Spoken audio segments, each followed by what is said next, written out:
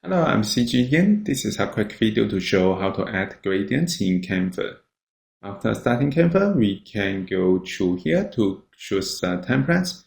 In this tutorial, I will choose presentation. Okay.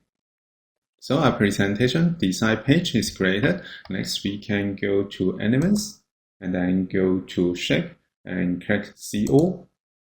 And in this tutorial, I will choose rectangle. Okay, to add the rectangle.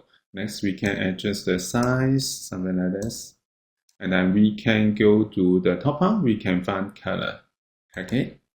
And then we can go to color panel and go to the bottom. We can find gradient color and click to apply it.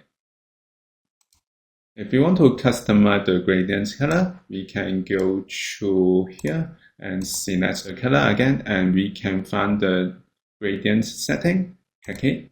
And then we can choose the color. For example, I pick the yellow color. And go to the second color, we can pick another color. For example, I pick purple. Next, we can choose the style. We can choose linear. And we can choose circular. Finally, if you want to make it as a background, we can enlarge the rectangle to fit the page size. So this is how we can add gradients in Canva.